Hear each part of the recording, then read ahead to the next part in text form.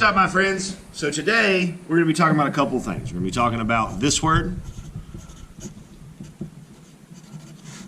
realism, and we're going to be talking about this word, observational drawing. So let's start by talking about this word right here for a second, realism. So if we look at this word, we can see another word inside of it. We can see the word real. And real sums up pretty well the goal of realism. The goal of realism is to copy nature, to create an image that is as close to nature as we can possibly get it. Now, if we look at this second term, observational drawing. I'm not going to talk about the word drawing because I'm pretty confident that we know what a drawing is, but I do want to talk about this word, observational. So when we look at here, we can see at least part of another word. We have the word observe.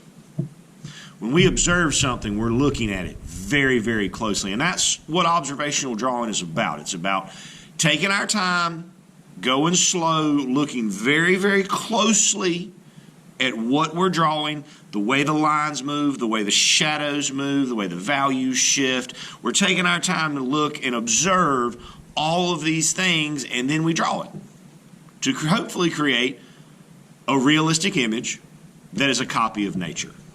Now for this one, we need our pencil, we need a Sharpie, and we need our hand.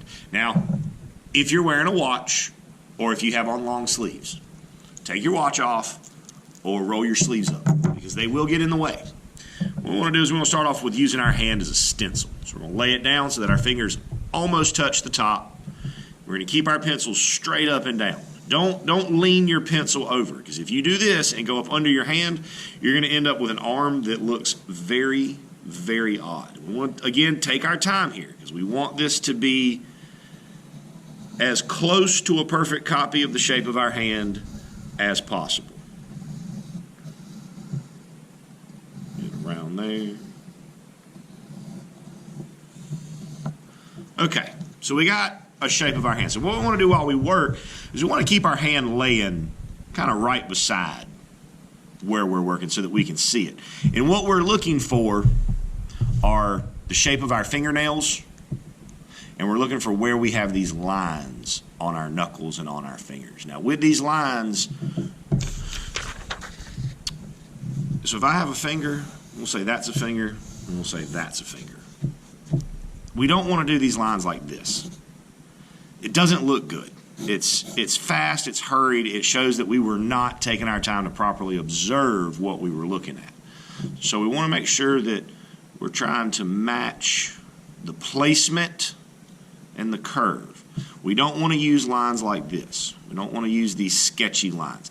That kind of line is for when you don't really know what you're doing or where your line needs to be going. But with observational drawing, we take the time to observe and make sure that we know where our line stops and where it starts before we ever touch the paper.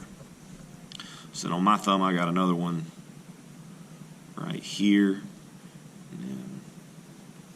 3 lines. Usually it's going to be about between 2 and 4 lines is all we're looking for. 2 to 4 lines is nothing, guys. Y'all can find 2 to 4 lines and lay them down accurately. So let's look at my thumb. So I've got 1. Now this line, that one doesn't come quite as far. I observe that it doesn't go as far, and I'm going to show that in the drawing. 3 lines. Now when we look at a fingernail, I keep my nails cut pretty short, so they don't usually cover everything, but a fingernail does not look like this. If that's your finger, we'll go back to the other side because I already have fingers. Your fingernail doesn't look like that.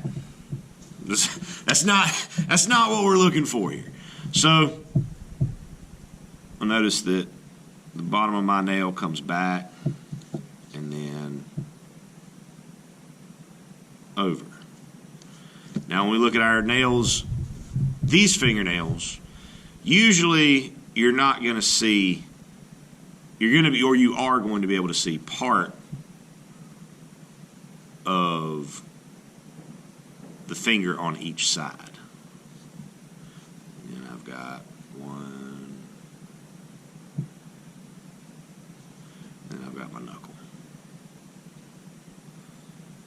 Just slowly taking our time, making sure that we know where we are putting these lines, because it definitely matters and will affect us when we go to the next step of this.